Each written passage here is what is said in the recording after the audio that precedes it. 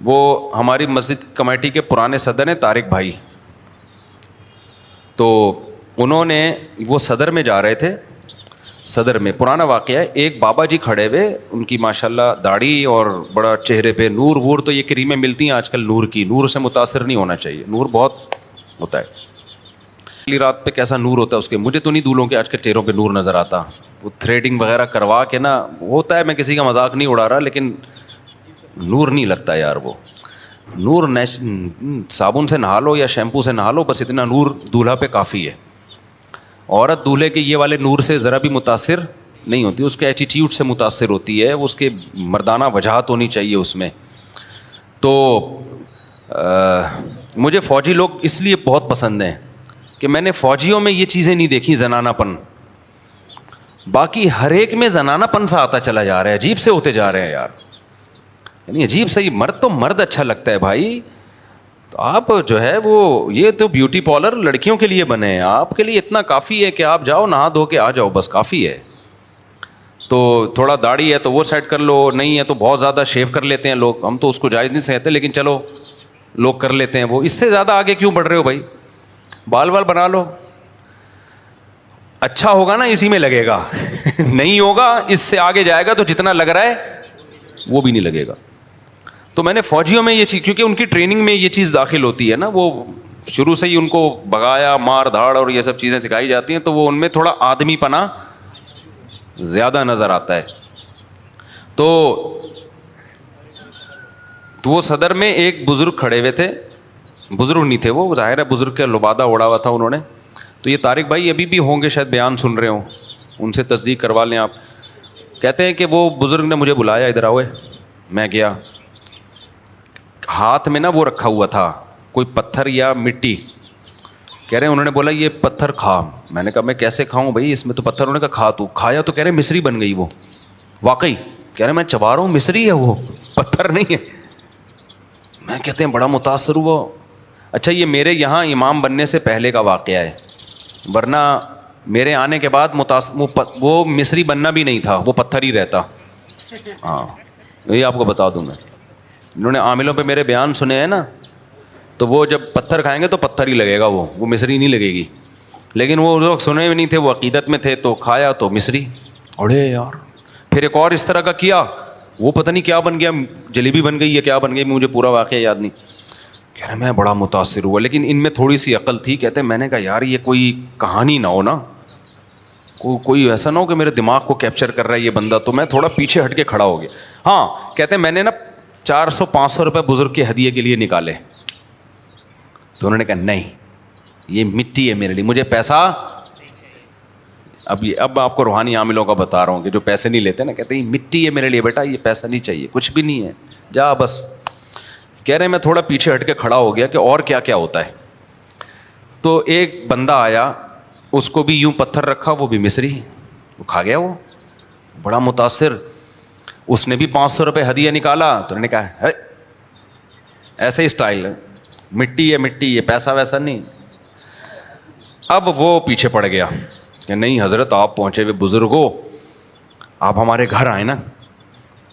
تو اب ہر ایک کے ساتھ آپ کو پتہ ہے مسائل تو ہیں ہی ہیں, کسی کے ساتھ مالی مسئلہ, کسی کی بیوی بھاگ گئی ہے آ نہیں رہی ہے, کسی کی جا نہیں رہی ہے بھاگ نہیں رہی ہے, ہر ایک کے ساتھ کچھ نہ کچھ مسائل ہیں. کسی کو بے روزگاری کا مسئلہ ہے, کسی کو اچھی بیوی ملی ہے تو یہ خود بیوی کے لیے مسئلہ بنا ہوا ہے. تو ہر آدمی کہیں نہ کہیں یا تو دوسرے کے لیے مسئلہ ہے یا دوسرے اس کے لیے مسئلہ ہے. تو وہ بابے کو کہتے ہیں میرے سامنے نا اس نے آفر کی کہ میرے گھر آئے آپ. کہتے ہیں میں نے اس بندے کا نمبر لے لیا کہ آگے کارروائی ہوتی کیا ہے, یہ اس سے پوچھوں گا میں, نمبر لے لیا.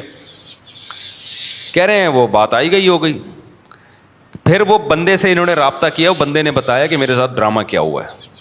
کہہ رہے ہیں میں نے بابا کو یہ بتایا کہ ہمارے گھر میں غربت ہے, بے روزگاری ہے, مسائل ہیں, ہمارا کاروبار نہیں چل رہا. تو بابا نے بولا ایسا ہے کہ پیسے تو واپس کر دیے نا, بولا کہ ایسا ہے کہ میں آؤں گا تمہارے گھر میں تو میں ڈبل کر دوں گا, ایک وظیفہ پڑھوں گا, اس سے سب پیسے کیا ہو جائیں گے, ڈبل ہو جائیں گے. انسانیت کی خدمت ہے, باقی مجھے کچھ نہیں چاہیے تم سے, پیسہ ویسا نہیں چاہیے. ایڈریس لے لیا, بابا جی وہاں پہنچ گئے. یہ پھر وہ بندہ کارگزاری سنا رہا ہے جس کو ربڑی کھلائی تھی نا, مصری کھلائی تھی. اب کیا ہوا ہے کہ جی بابا نے بولا کہ جتنی خواتین ہیں ساری وہ اپنا سارا زیور، اچھا یہ ہوتے بڑے ٹھرکی ہیں لیکن گھر میں جا کے ایسے خواتین سے ملیں گے جیسے یہ ان کی سگی بہنیں ہیں، کیونکہ یہ بہت ان کو اپنے اوپر نا وہ کنٹرول ہوتا ہے کہ بھائی یہ ٹھرک پیسہ جب آئے گا نا تو پیسے کے پیچھے تو عورتیں یعنی اتنے نیک ہوتے نہیں ہیں جتنے یہ لگ رہے ہوتے ہیں. تو وہاں تو یہ بابا ہی بزرگ بن کے گئے ہیں نا، تو وہاں تو یہ ہر ایک کو بہو بیٹی کی نیت سے دیکھ رہے ہوتے ہیں. لوگ کہتے ہیں ماشاء اللہ اتنے اس دن ڈاکٹر آیا تھا کیسے ٹھرکی قسم کا ڈاکٹر تھا، اور یہ بزرگ دیکھو ماشاء اللہ.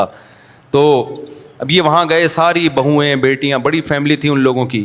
سب سے کہا کہ یہ رومال ہے، جتنا پیسہ ہے نا سارا اس میں لا کے رکھ دو، لاکر میں زیور جو کچھ ہے، اور بیٹا چھپانا نہیں، بیٹا شک نہ کرنا، کیونکہ یقین پہ ہے، ایمان یقین. سب نے کہہ رہے ہیں سب زیور اتار کے رکھ دیے. بابا نے کہا میں اس کو نا ڈبل کر دوں گا، ابھی ایک دم کروں گا، اس سے یہ کیا ہو جائے گا، ڈبل. سب نے سب کچھ لا کے رکھ دیا، چوڑیاں اتروا لیں، انگوٹھیاں اتروا لیں، اور پتہ نہیں کہاں کے وسیم سے پیسے لے لیے انہوں نے، غفار سے بھی پیسے لے گئے نا، ڈبل جب ہو رہے ہیں نا بھائی، ادھر سے 50,000 روپے پکڑو، جب ڈبل ہو جائیں گے تو اس کو 50 دے کے اپنا 50 گریوی، جس کو نچوڑ سکتے تھے سارا لا کے رکھ لیا. اچھا بابا نے ڈرا بھی دیا تھا چھپایا تو پھر نہیں ہوگا بھائی، پھر نہیں ہوگا.